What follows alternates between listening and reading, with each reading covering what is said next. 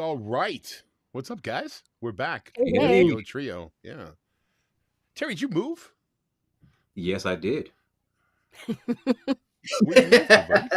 Yeah, I took it out of the booth today so I could hopefully I can get some better sound quality. From what I understand, I've been cutting out a little bit. Yeah. I think we have that fixed, though. Hey, listen, I got to make an announcement here real quick. I'm sorry. Deanna Johnston, she's listening on the YouTube channel right now, waiting for it to begin. Deanna, we need you to hook up with us.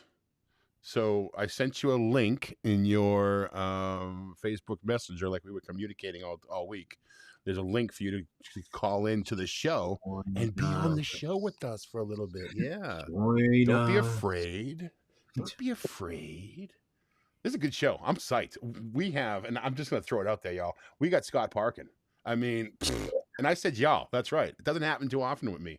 Anybody else get 10 inches today? Anybody?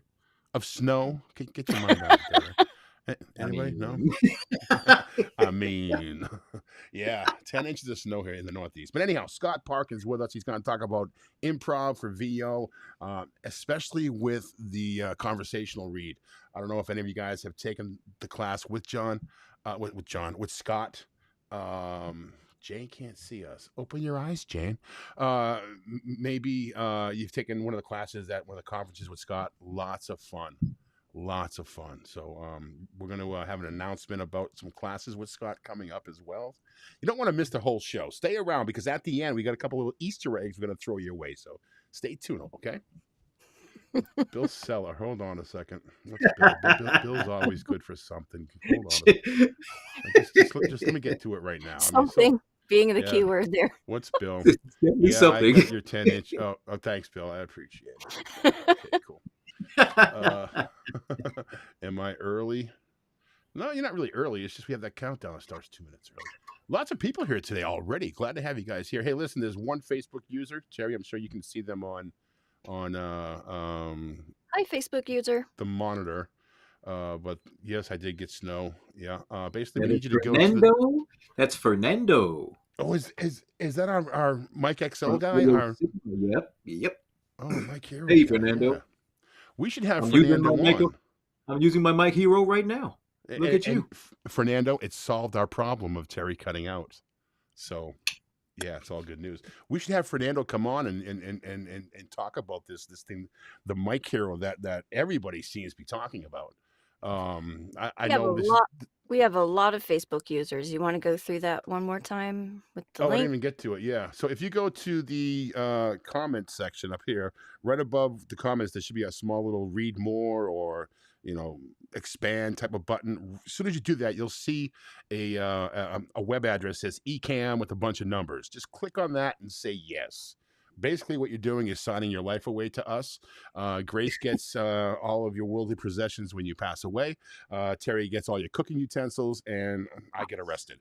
But either way, Again, if you're on your mobile phone, again, still, if you're on, you don't want to know what's behind here. If you're on your mobile phone, you cannot, I repeat, you cannot do it all right now. You have to do it from a monitor. So if you're on your mobile phone, try to get to a monitor. But then the next time when you're on your mobile phone, then you're able to do it like Jane did here, Jane Beverly.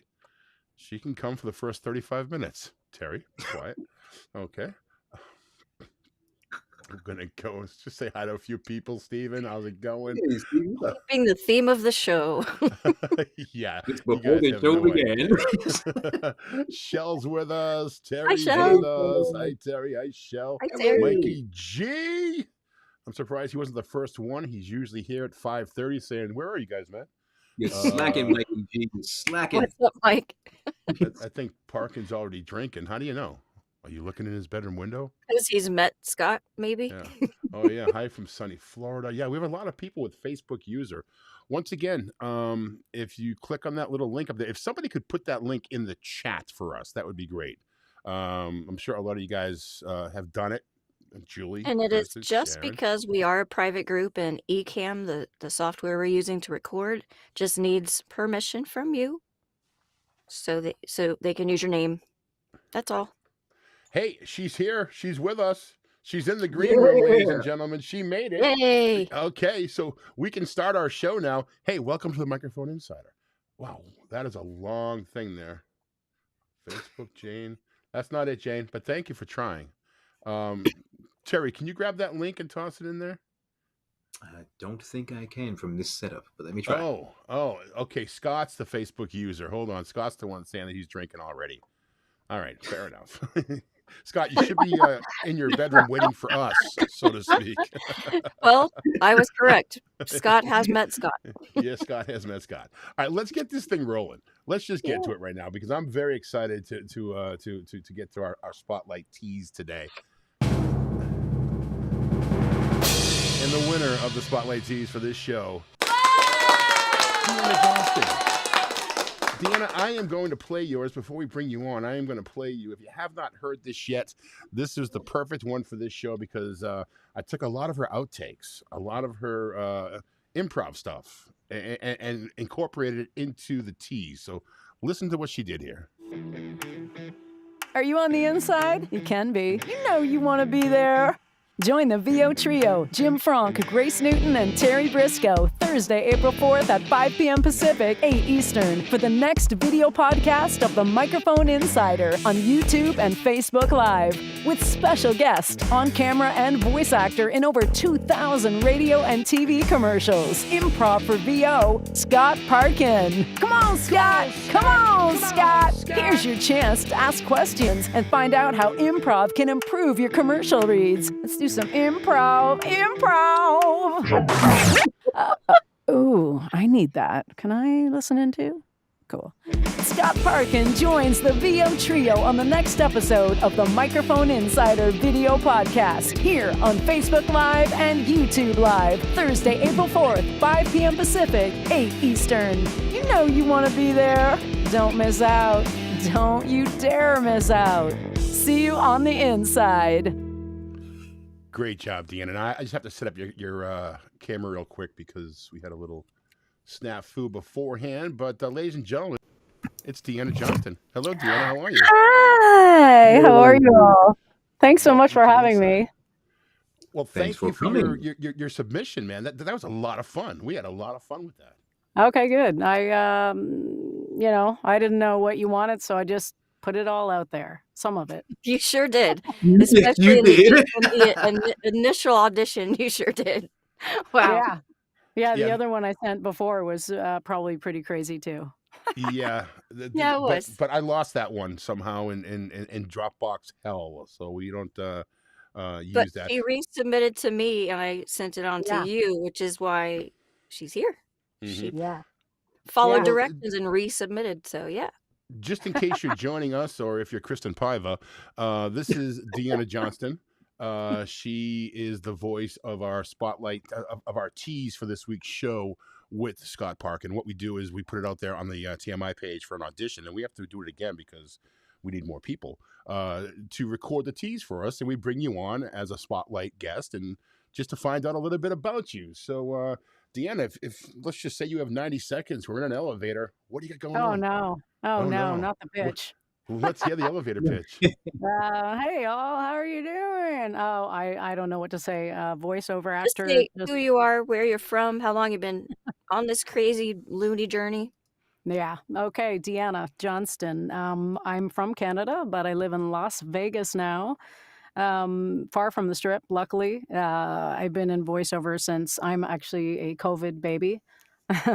I came from an entertainment background. I used to book my band for corporate events all over the world, and that was fun. But then that ended because of COVID. So I was Googling voice. What can I do with my voice? And I found voiceover, and I'm like, ooh, what's that? So I've just been grinding it out like all of us do every day. And here I am on this show.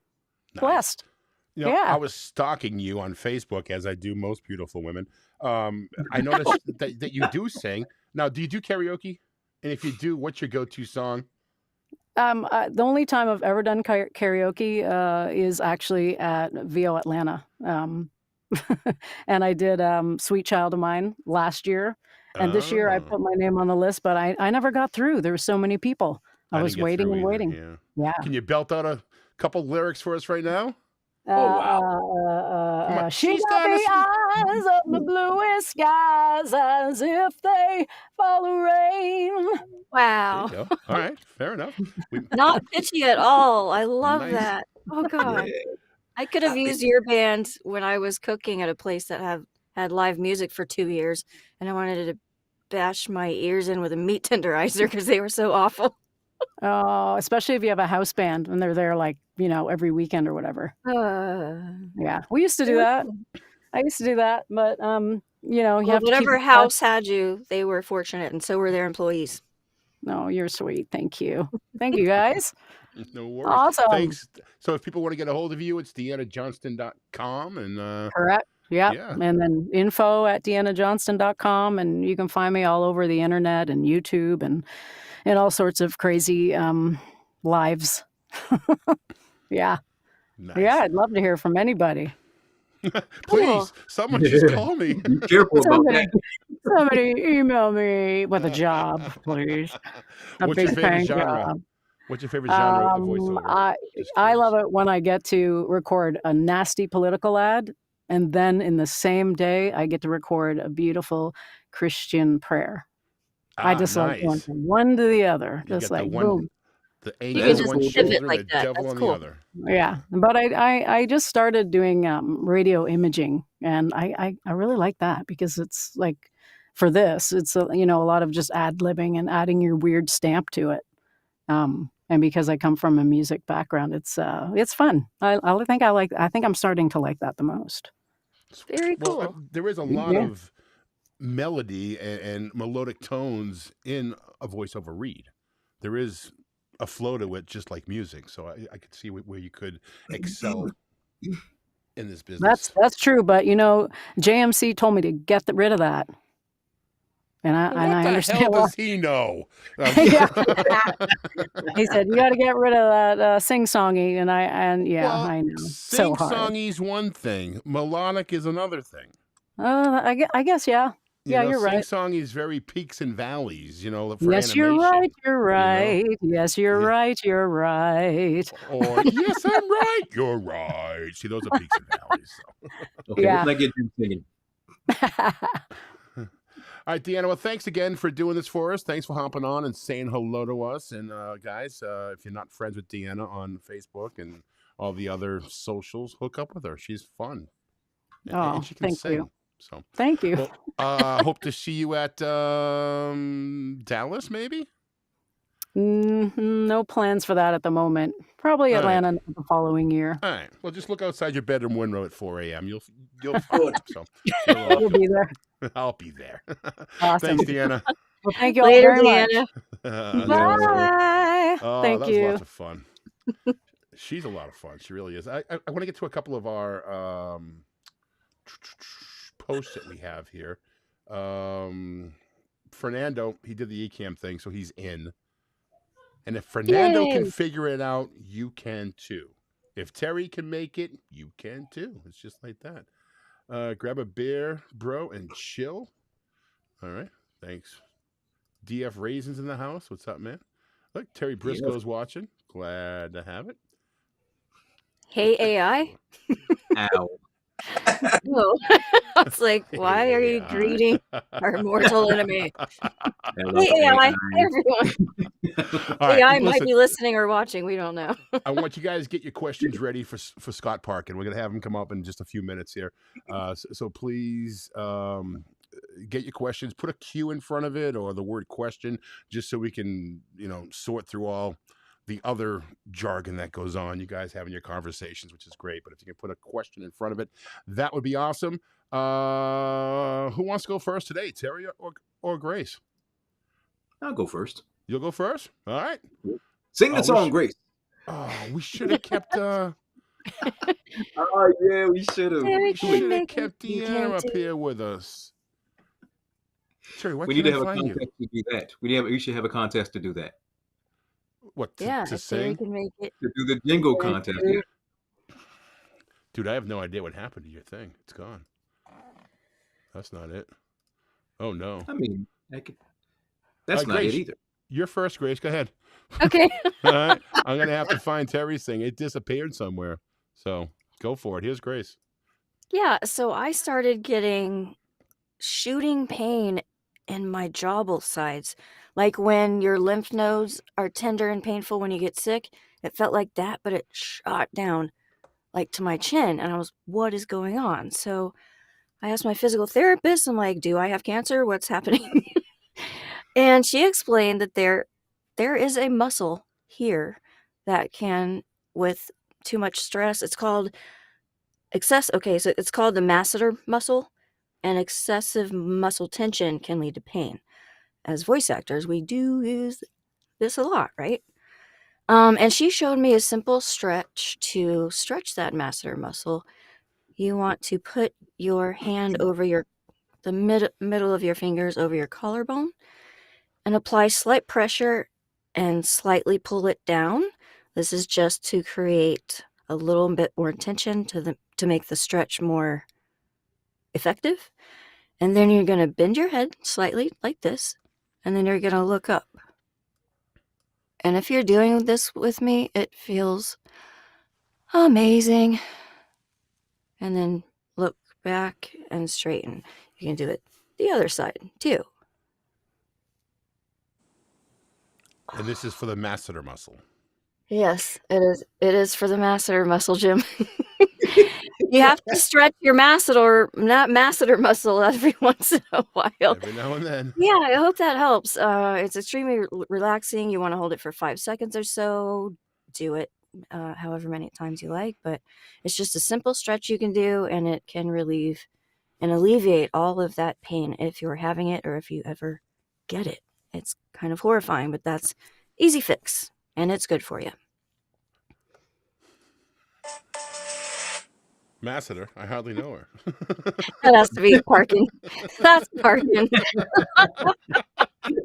All right, we're just gonna bring Terry in here. I'm just gonna use this one here and change the screen Okay. because somehow I got rid of Terry's whole if Terry can make it, Press you can the too card. segment. Oh no. Yeah, so that's okay. I can make it all happen live here. So Terry, what do you say you start You here, can- and hopefully I can throw pictures up as you go. How's that? All right. So we'll All start here right. with Terry can So make today it. You we- can too. Go Go ahead, bud. All right, so today we have the baked pineapple salmon.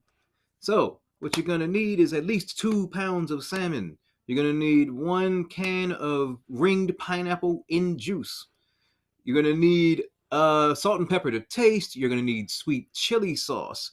You're gonna need unsalted butter, hoisin sauce, fresh lemon juice, or not fresh lemon juice, as long as it's lemon juice is all good. 3 full garlic cloves, and chopped cilantro and slices of lime to garnish.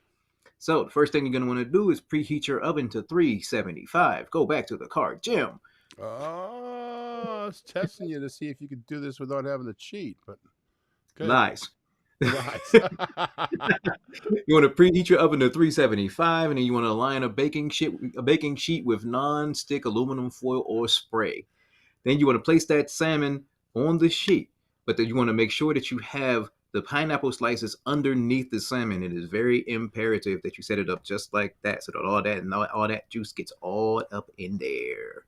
All right, and you want to in a small bowl, you want to mix together all the remaining ingredients with the exception of your lime and cilantro. Mix that in there, nice, whisk it in there. You want to make sure you incorporate the air and get it nice and just see how that look right there. And so it's just flowing all over everything. All right. You want to throw that in the preheated oven. Make sure the oven is completely preheated before you put it in. Make sure it's 375. Put that in the oven for 15 minutes. Take it out. Just make sure that everything is as it should be. Put it back in under broil on high for 5 more minutes. And then when you take that baby out, you want to garnish that with your lime and cilantro. Sorry for you people who hate cilantro. Get over yourselves. It's not a hate thing as it is. It tastes like dish soap. Soap. It does. It's To certain people, it tastes like soap. delicious soap. So there you go. That's what it looks like when you are all said and done. And I don't know if Jim's got the final plating. There you go. Look at that. Look at that. That's a little bit of orzo salad and some French bread. Yeah. Thanks, Fernando. You're on my side. I appreciate you, buddy. I really do. All right, get your comments ready. Get your questions ready. Scott Parkin's going to be joining us soon.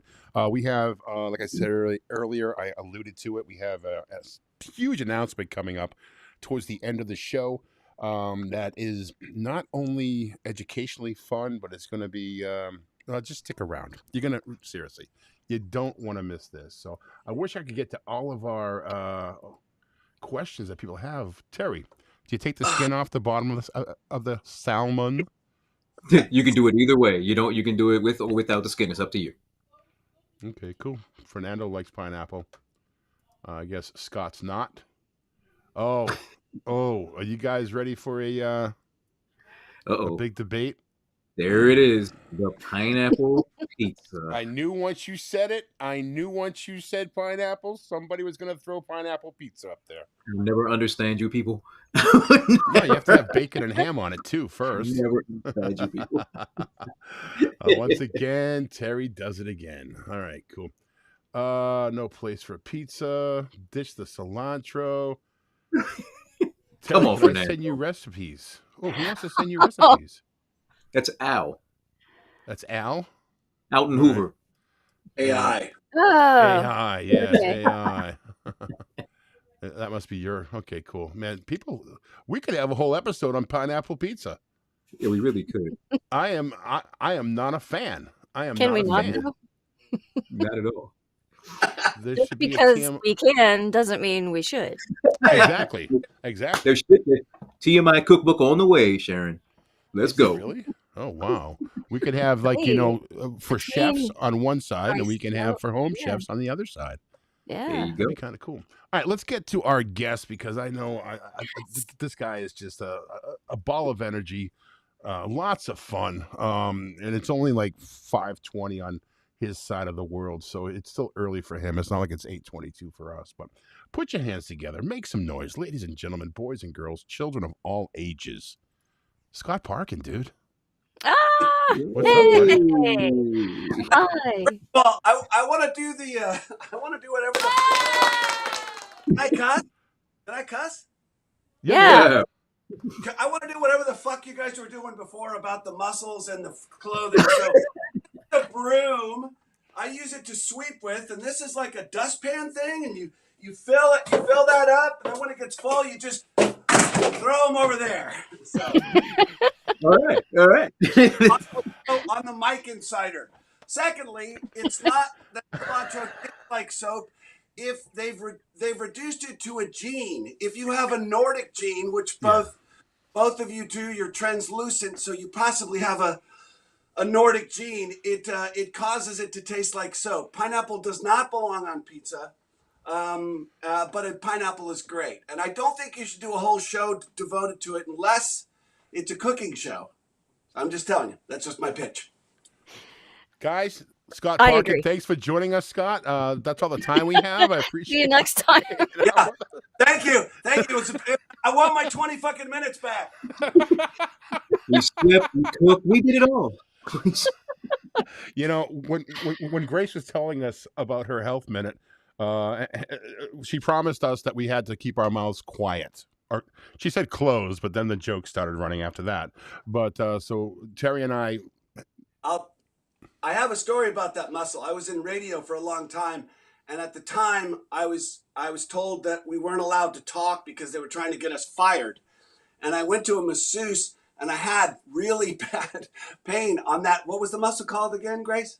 Masseter muscle. Asked her. She said, "Are you working in a job where you're not allowed to say what you think and clenching your jaw a lot?" And I was like, "Yes, I am." As a matter of fact. So yeah, that one, it is an important one, especially if you're told to shut your mouth.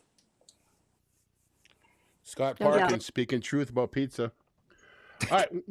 Once again, if you have any questions for Scott, put them in the chat. Scott, your thing, which we all love, and your events sell out so quickly.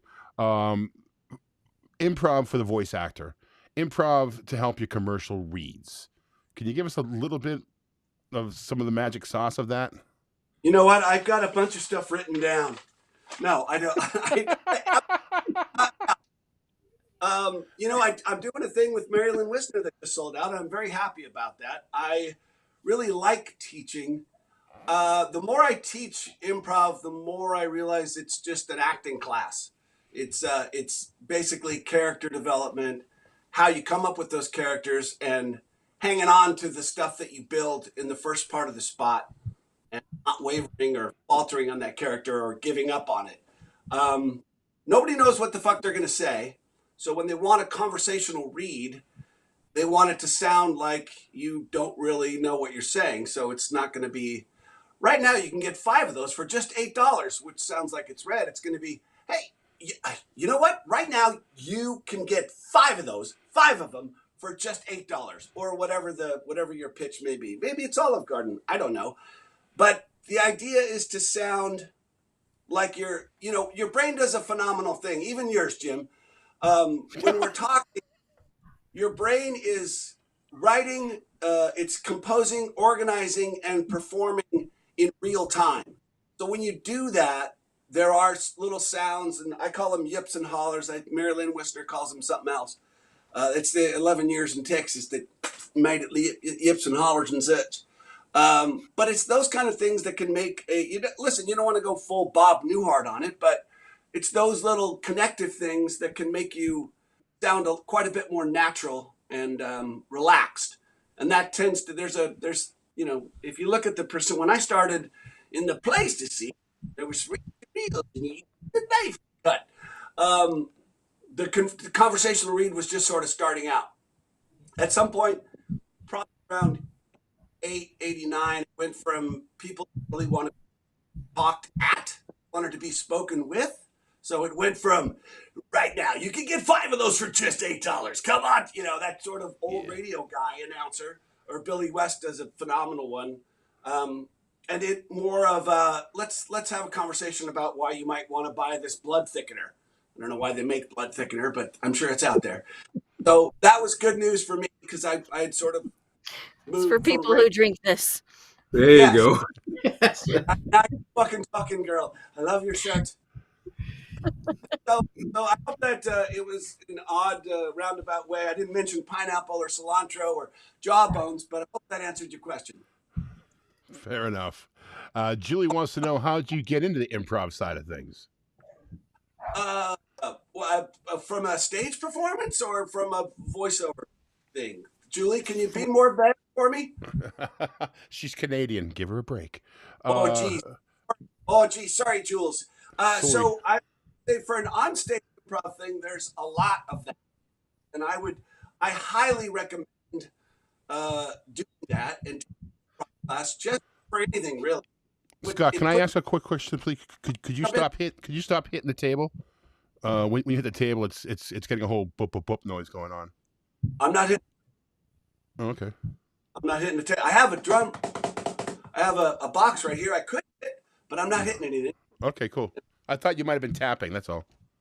No, it's not me. I can. I'm quite a good tapper. I have a bell as well. I'm not moving.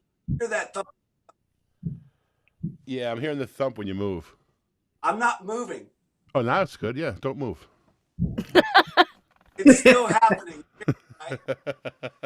It's not on my end. I don't want to question your technical prowess, but I'm not touching anything, and I'm not. Fair moving. enough. I'm in a padded room. Fair enough. With Twinkie lights, you can see. I got a question for you. I got a question for you, Scott.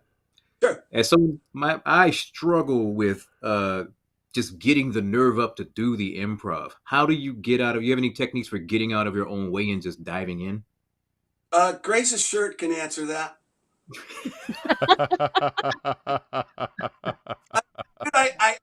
I would say this: if you want a career in this, you don't have the luxury of being a pussy. You gotta lean into it and go hard at stuff that you're not good at. I had recently was very, very fortunate to work with Swampy Marsh, creator of Phineas and Ferb and Hey AJ and Pete the Cat, and I had to do something that scares the hell out of me because I'm a vocal stylist. I'm not a singer, so I had to sing, and sing like this is your song and this is your character's song and they've the guys that have Emmys making songs. This is your song and it goes beep beep beep and then you go in there and you sing. I was sweating from every pore in my body. I brought my daughter in to hang with Swampy and she was like, literally, you're doing okay, Dad. Trust me, you're doing okay. And she's a very good singer. So I just think you don't have the luxury to be afraid. You have to jump in.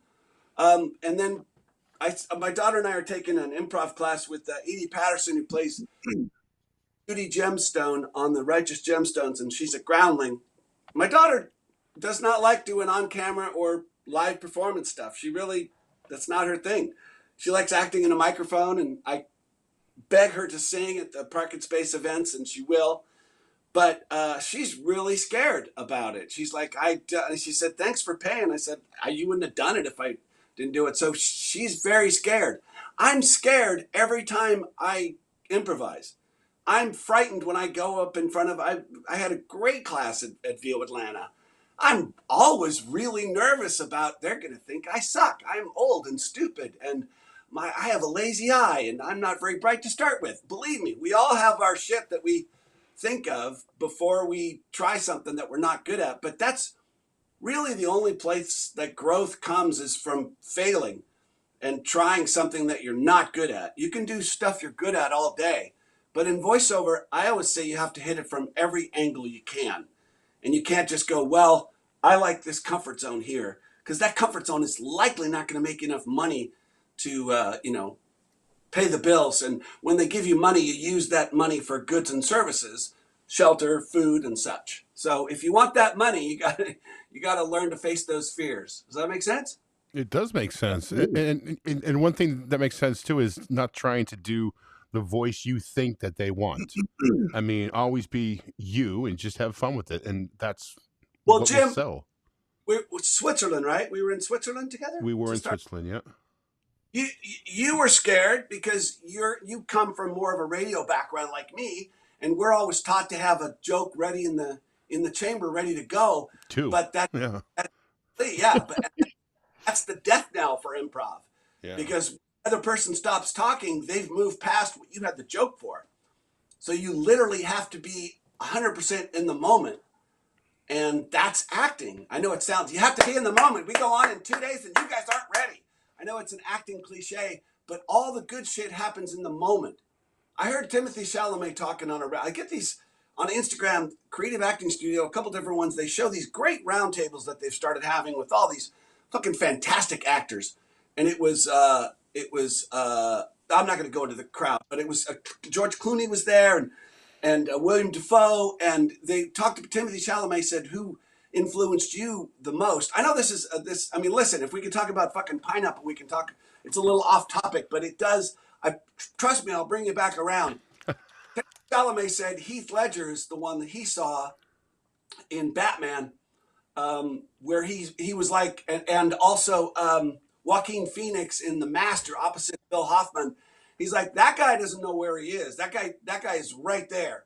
He has no preconceived idea about what's going to happen next. He's so very much in the moment that it's such a pure performance. Now, listen, in a commercial, you're not going to get to stretch out like that. But before the mic cracks, think about your character in simple terms. What does this character want? And in my case, I'm an older white male. So in commercials, we're like, girls are pretty, beer is good, I ate too much. So we usually want an antacid, a beer, or someone to help us fix something. It's pretty simple. You know what I mean? Then oversized clothes. Yeah. Right.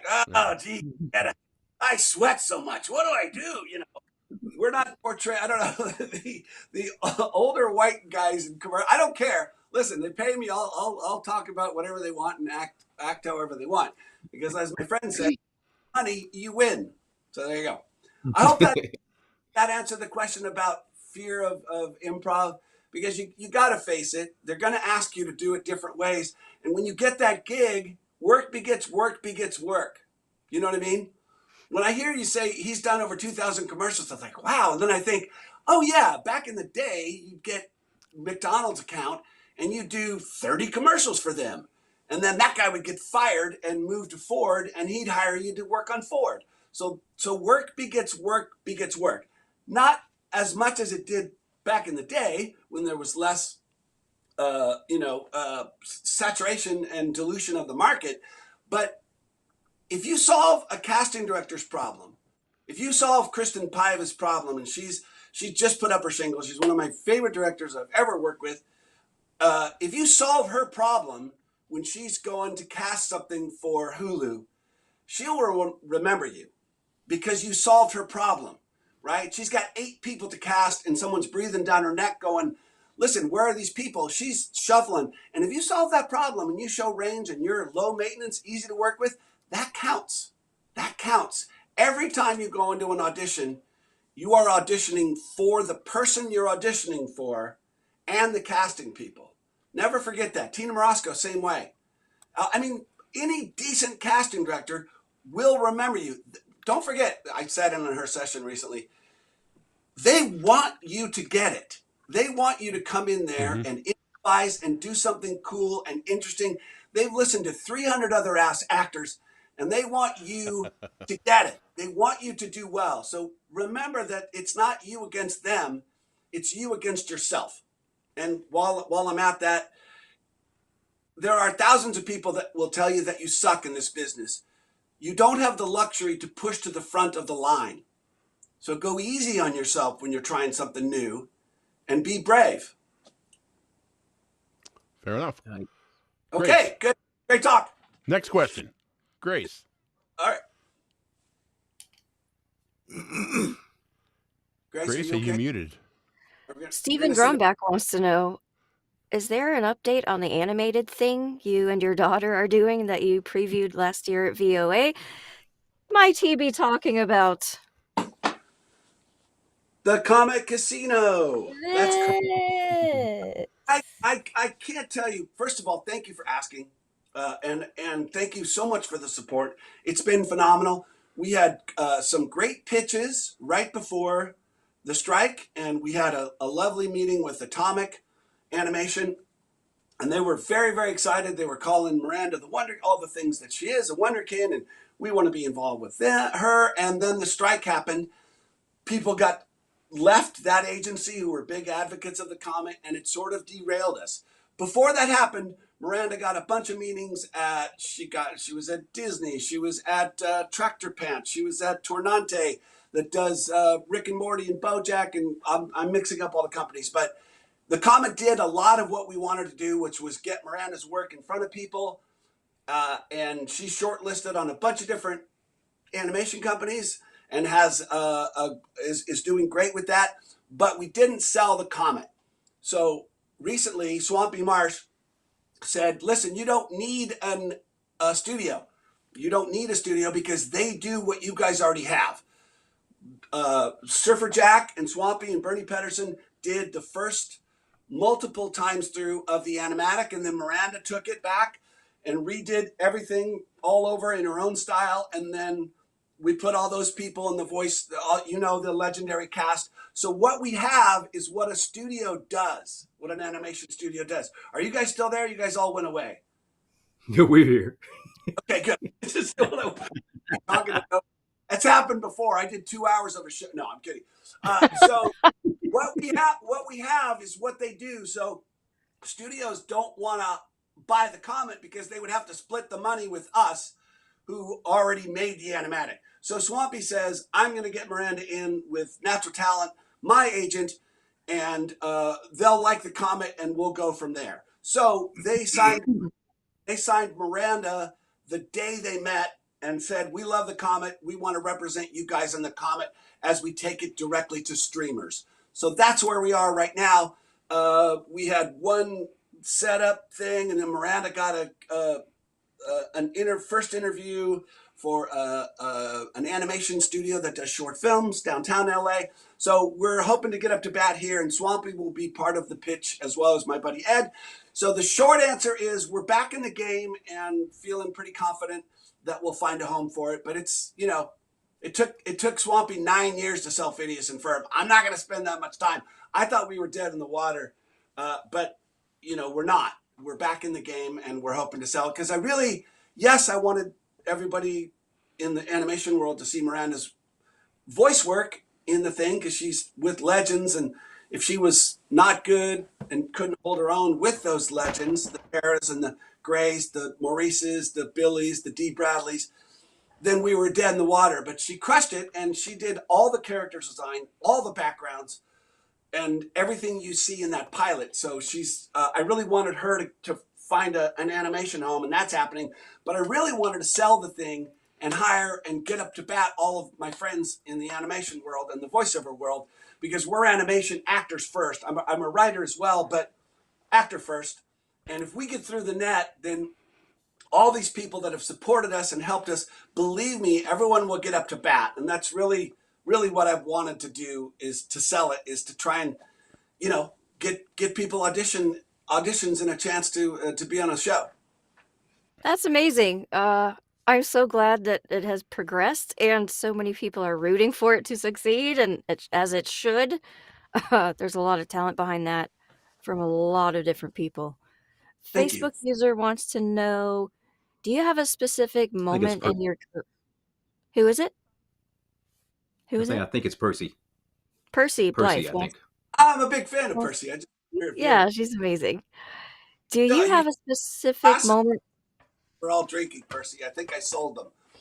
I got the question. Do I have a specific moment in my career that I can think of where I took a big improv risk and it paid off? I would say every big risk I've taken, everything that's paid off has been a big risk. I did commercials for the Sports Authority a long time ago. It turned into a 8 television commercial campaign. They flew me all over the country, and it was because I improvised the entire audition. They just kept pitching stuff at me, and I improvised it. In the Tide commercial, me laughing at the kid was improvised. I did a thing for Chili's recently, improvised. I did a thing called No Laugh, NOLAF. It got, back in the day, in the early days of the internet, it got 5 million views, and this was huge back then. If they would have run a TV commercial, it was for Frito-Lay. It was about the national organization against fun, No Laugh. And that was, nobody's ever cut me loose like that and just said, they were basically, Frito-Lay was like, we don't understand the internet. You guys at Mechanism in San Francisco do. And I improvised the audition, and I improvised nearly 80% of what I did. It was the most fun I've ever had. And again, if it would have run on television, I would have got up to bat quite a lot more for actual TV jobs and sitcom stuff. It's one of those that was great, but a near miss. I did an HBO promo that was 80% improv. Didn't run it. They got afraid. So that was another near miss. I improvised a lot on Hotel Security, a great pilot that was at Eric Stone Street's for a while, and it was with CAA, and it nearly got developed, and someone didn't like the person, and they got fired. You know what I mean? Those are all like, I don't know that those paid off. Some of them did. The Tide thing has been the best I've ever had in my entire life of commercials. But yeah, I can't think of. Listen, the ones that don't pay off, they don't fucking call you back. So you don't. I may have dropped the ball in huge situations. I'll tell you, sometimes I've regretted not improvising. Like, fuck, they were looking for something different, and I played it safe. But as you can see, that's rarely the case. Especially at 62, I sort of swing. Every time I'm up to bat for something decent, I swing as hard as I can because I don't know when I'm going to get another chance to stand at the plate. I never know. I never know. I have no TV commercials running for the first time in about 5 years, and I don't know that I'm going to get another one. I don't know. We'll see. I hope so. Gotta hope so. Valleys and peaks, definitely, in this industry. I love this question from my new buddy, Steve Ward. How do you reconcile using improv and following the specs? That's one of the big things that I teach is in improv is how much, when, and when. How much, and when. If it says nowhere on there, improv, I'm going to add a sound or two that make it sound natural if they're looking for conversational. But if they're not, I'm not going to write it for them. I'm a good writer. I write ad copy for freelance. I'm working on a pilot right now. My buddy's pilots. It's going to be at NBC. If they don't want me to improv, I want improv. Again, the money, you win. If it says make it your own, improvisers welcome, comedians, we want this super funny, then you have a little more carte blanche. But in a normal thing that says conversational, read, real, relatable, honest, I'm going to throw in a couple words. I'm probably not going to tag it. Maybe on a second tag, if it's a funny spot and I want to help them out, because I know what the writers go through. A lot of times they'll see the argument where it says very real, very conversational, very honest. And then the copy will be written 9.9% financing, not available in Tennessee. Yep. Man. I feel like we've all been there. That's an agency argument. That's an argument between the creatives that know if the client just wants you to say the temperature or where the location and the number, no one's going to fucking listen to that. So they're using you to add something funny so they can go, hey, lawyers and non-creative clients, this is what it could sound like if you let us do our job. And if you don't, it's going to sound like this. So I've done it. If you can't get something through a client, because listen, as a writer, yes, absolutely. No, yeah, we'll do it that way. We'll go up on the end of chicken, you're getting paid. You want to do what they ask. But by the same token, you don't want to crank out crap that nobody comes to their store and they go, well, these ads are crap, So that it's a bit of a quandary. So listen to the specs on a second. If it says improvisers welcome, all that, I would improvise on the first take. If it doesn't, and you really have something that you think is amazing, is going to set you apart, you might add it on the second take, but be very judicious about that.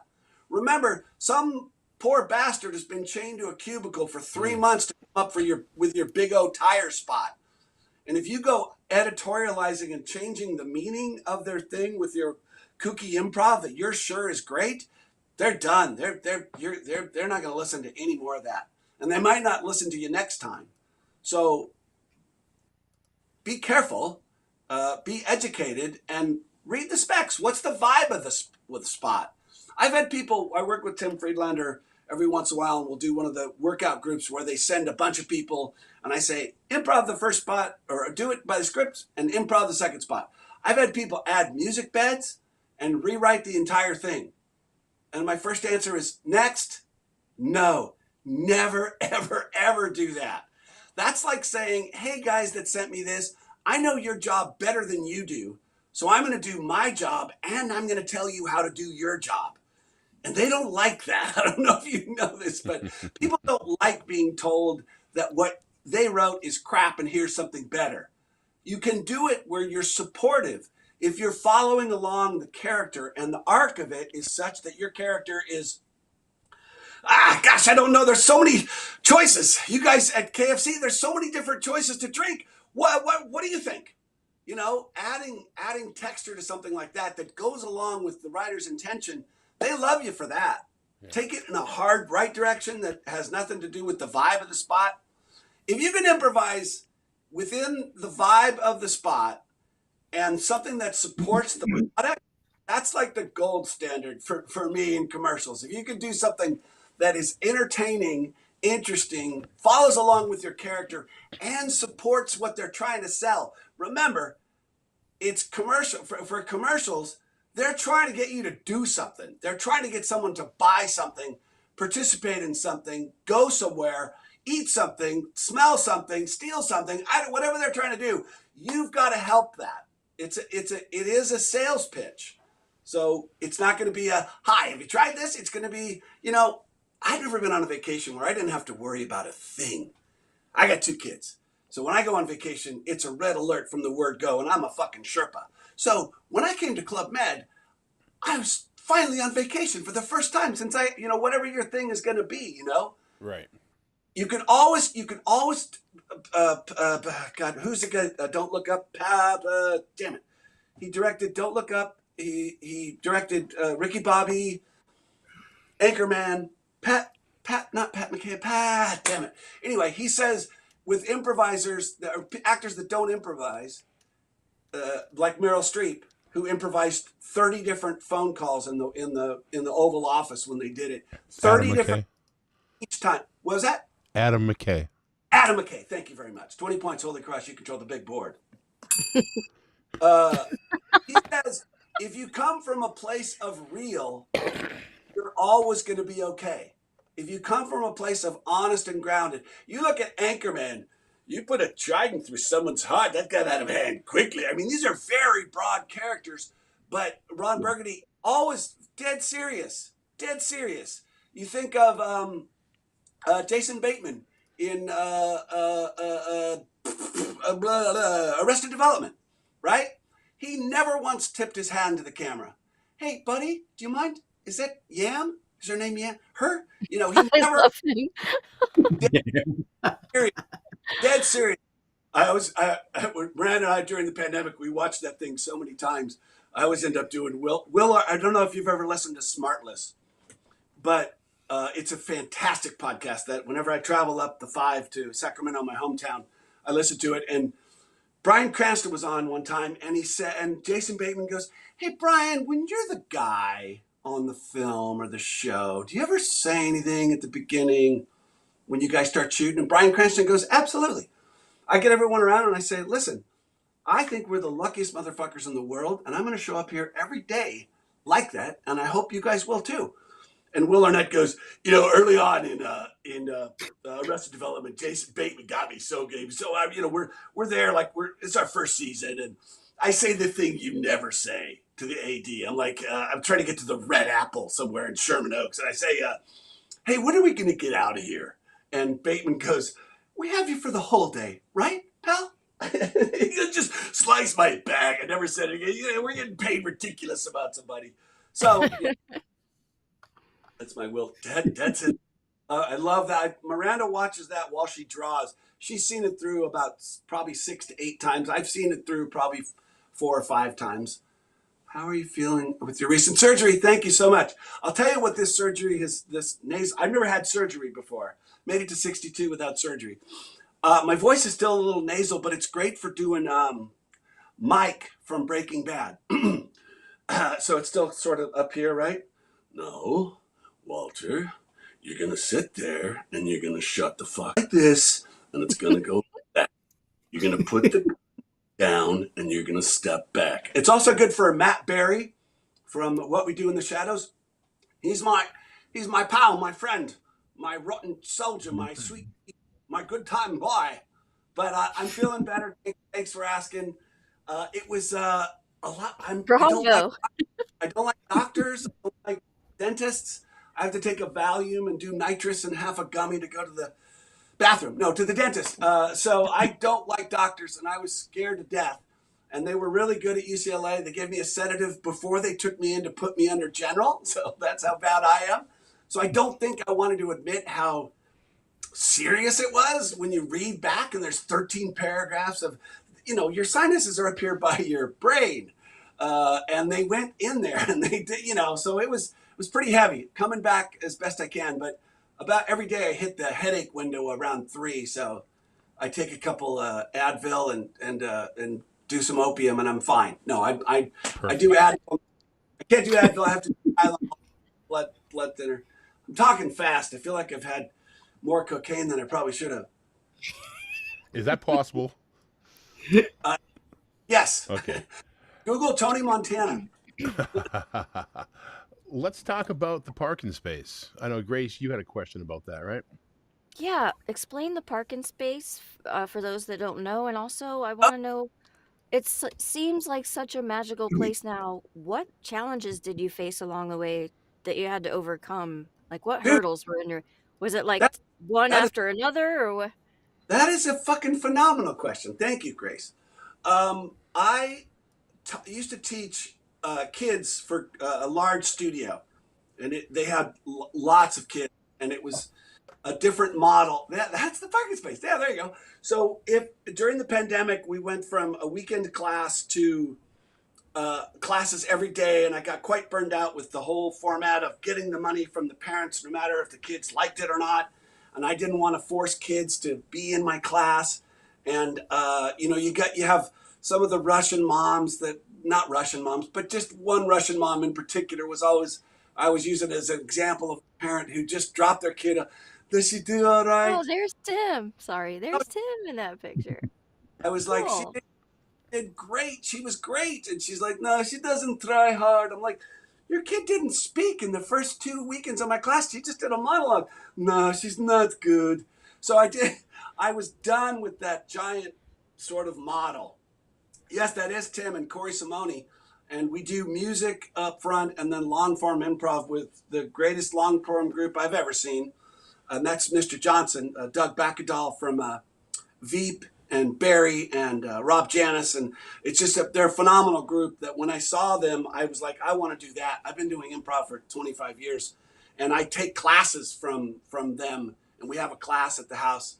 So what I wanted to do if I was going to teach again, I wanted to spend the Tide money in a way that would give me something to do and sort of adjust. There's Minnie Sterling. Wow. Adjust, and be able to teach without having to drive anywhere, be able to hand select the parents and the kids that I work with and the adults too. I'm going to start doing adult improv as well. But these kids, like these are phenomenal kids. All those kids you see right there have done national commercials. One of them is in a big film. Another one of my clients is Five Nights at Freddy's. She played the daughter. Another one is Juju Brenner, who was young Sarah Jessica Parker in which movie? Come on. It's Witches. Sarah Jessica Parker, and Kathy and Jimmy, Bette Midler. Hocus Pocus 2. Hocus Thank you. Pocus. There you go. Anyway, I get to select the people that I want to work with. My class is invite only. And these shows are invite only too, because it's my house and I don't really want people rifling through my stuff. So I have 65 seats. I wanted to do a place where I could teach and I could do table reads. Oh, remind me about the table read with Kristen Paiva. I'm so goddamn excited about this. But I want a space that this is where the RV used to be. And it wasn't doing anything. And it just made me sad that I wasn't, we fixed it up during the pandemic and we took it up the coast. And then it just went back into disrepair because I always thought, when the kid moves out, I'll grab my surfboards and my fishing poles and I'll just head up the coast. And that just seemed like a horrible idea to just go and drink by yourself and fish. And I didn't really want to be that guy. So I donated my RV to a charity I work with called AWOW. We provide a day of surfing instruction and a beach day for kids with special needs. So I donated it to them. And I was like, okay, you pay a shit ton in mortgage to live a mile off the beach. What are you going to do with this space that can be great for everybody?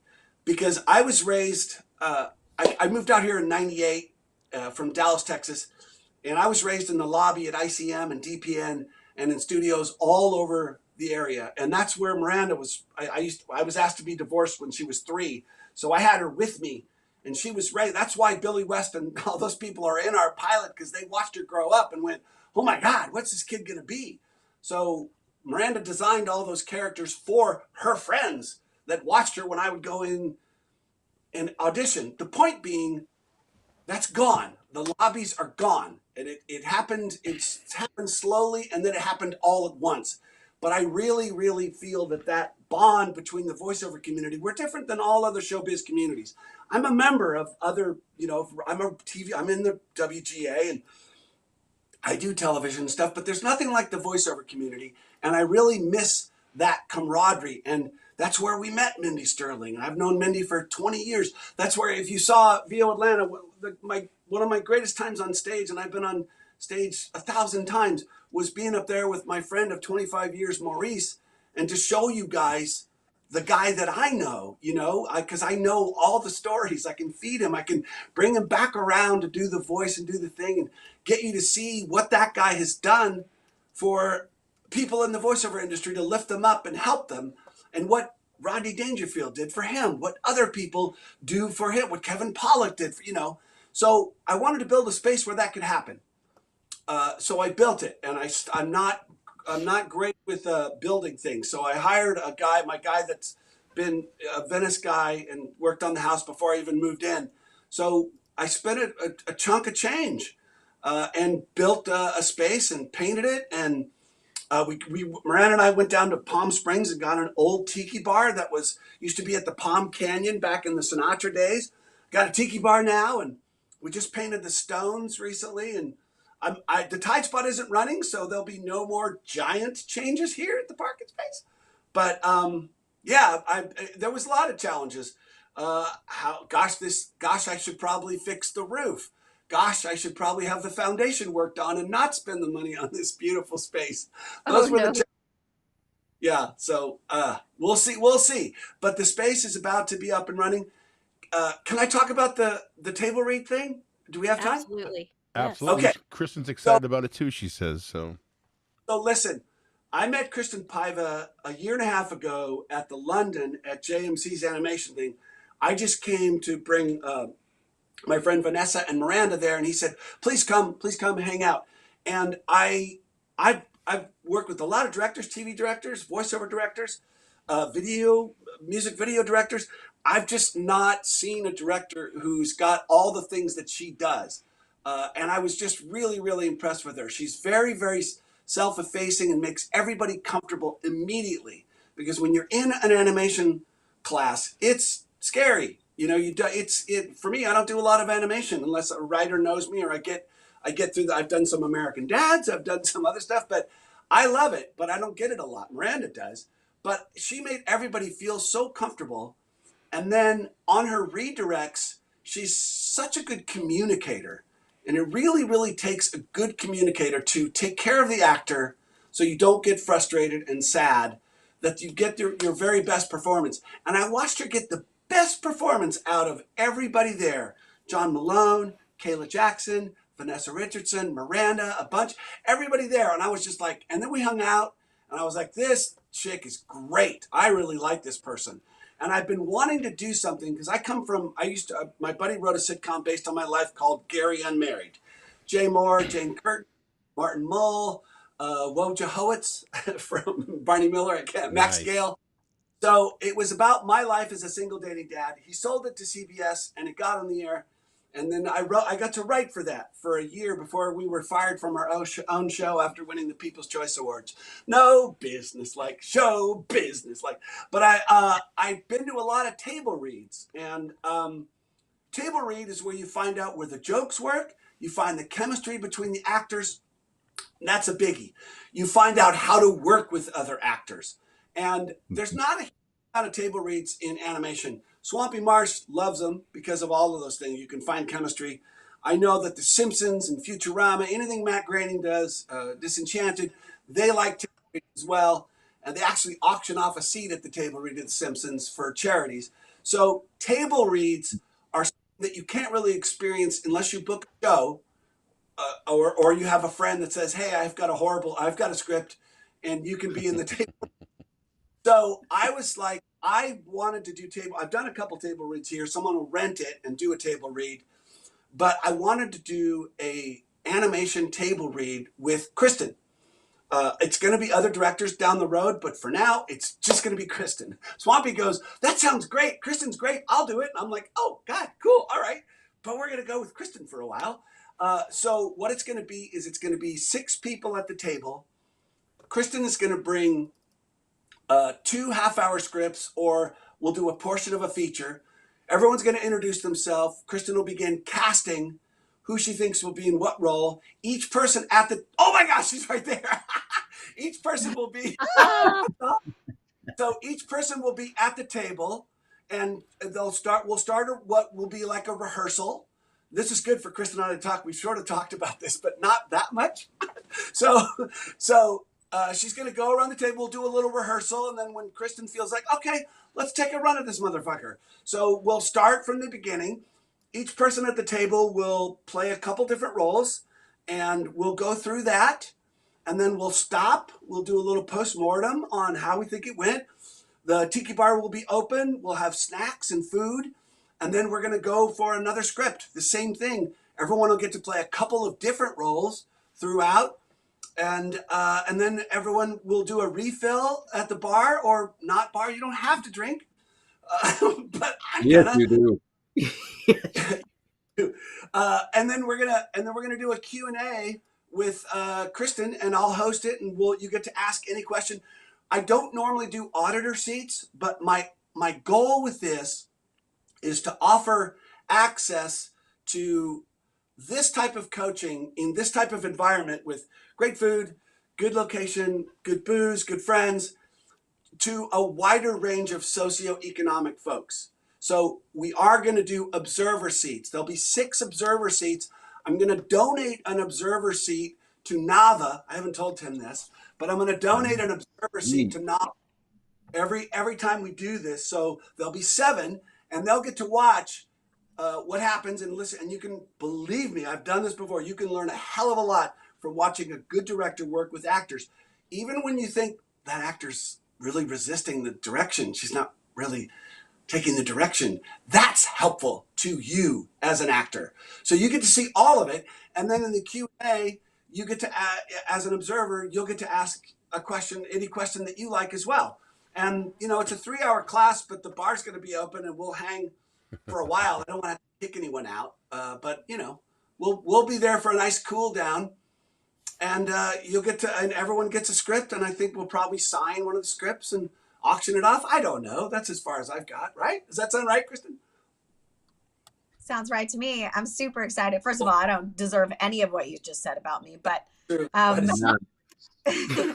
I'm super excited. What a cool idea, Scott, and I'm so excited to be a part of it. I think it's going to be a jam.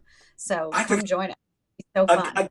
Again, it is me trying to create that lobby for the people that never got to hang out in lobbies, and mix it up with all the people that you're competing with for food and shelter. I mean, that sounds amazing. Anyway, this is going to be streamed so that we who are not in California can see this. No. No. No evidence. Burn the evidence. No, I'll just tell you, my friend. If when there's camera, that means evidence, and I don't know. It also but if you come out, I'm going to build a little Facebook page for the table read at the Parkin space, and when you come out, you can like Kayla's going to come out when the next one happens, and Jen Henry is like, okay, let me know. So what I want is the people that sit in the observer seats to go, this is bitchin', I want to do the next one. So we can offer something like this at a very, I believe me, I don't have the price points right now, but trust me, they're both going to be extremely affordable for what you get. I promise you that. I'm a middle class guy, stockbroker dad, teacher mom, and I really want to offer this stuff to people who, maybe don't have $800 for a thing, right? I want to offer something where they can do this, and it makes sense for everybody. And I have the space, right? It's a very cool space, and I think everyone's going to love it. And if you're in LA, you absolutely can. The second we put a camera on it, I'm an anthropology minor, and there was a thing about the nuclear Navajo family, the father, the mother, the daughter, and the anthropologist. And there's a thing where when you watch something, you change what happens. And if we stream something like this, where we're all having cocktails in the middle of it, I just want it to be loose and relaxed and happen just there. Like So the again, Golden Globe before they filmed it. no evidence, like you said. So Hey, Kristen recorded is never a good idea. I'm super excited, Scott. I'm going to say bye to everyone. It was good dropping in. thanks, doll. Good to see you. Thanks, Kristen. Hi, Kristen. Hey, listen, we are running out of we're time, running- Scott. I hate to say it. We could talk for that's okay. hours. We're But running the beta test Sunday, so there'll be a date for the. Mindy Sterling's coming and Kristen's bringing some of her folks. We're running the beta test Sunday, so there'll be one in May, and I'll post about it. Wow, that went fast. Thank you so much, you guys. I really enjoyed Boom. myself. Before you go, though, Scott, we need to talk about what's coming up with us. right. I alluded to a huge announcement today. There's actually two. Number one, Scott Parkin has agreed to do an improv for VO for the commercial read. Yes, my thugs are over there right now on the other side of that door. May 23rd. I believe it's 5 o'clock Pacific, 8 o'clock Eastern for 2 hours, 10 people only. Okay, only 10 people, no observers, just participants. Okay, so if you want to get tickets for this, I mean, $160 would be a great price for this. $150 would be a great price for this. Terry, what do you think about $140? I think 140 is the way to go. Yeah, but no, we're gonna do $130. $130 right here on the Live Shopping Network. But the Terry's gonna put the. Gotta go. We lost our lease. It's Crazy Jim. It's Dollar Bill. Yeah. Terry, if you could put in the group chat and also on our Facebook page, it's my website, jimfrank.com/TMI. When tickets are gone, tickets are gone. And here's the cool thing. This is the huge announcement. And Scott, from the bottom of my heart, thank you. Can I say this about the class? The reason I just want 10 people is I want everyone to get a lot of stage time. And we always go long. We say 2 hours, but it ends up being usually about 2 hours and a half or 2 hours 20.